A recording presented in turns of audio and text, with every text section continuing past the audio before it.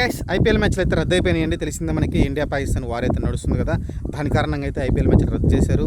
నేను ఏదైతే ధర్మశాలలో మ్యాచ్ జరుగుతుందో ఆ మ్యాచ్ అయితే సడన్గా సెక్యూరిటీ రీజన్ తోటి అయితే ఆపేశారు. ఈరోజు జరిగే ఆర్సీబీ మ్యాచ్ లాంటివి కూడా మొత్తం కూడా బీసీసీఐ మీటింగ్ జరుపుకొని ఈరోజు అయితే మ్యాచ్ రద్దు చేసింది. మాకు దేశ రక్షణే ముఖ్యంగాని ఐపీఎల్ మ్యాచ్లు కాదని అయితే స్పష్టం చేసింది బీసీసీఐ అయితే.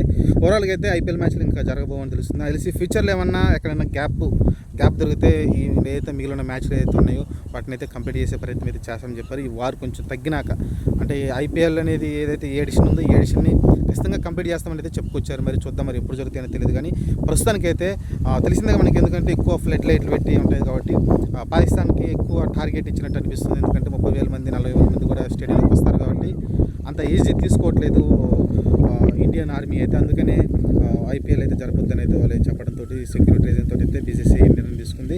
ఓవరాల్గా అయితే మ్యాచ్లు క్లోజ్ అయింది.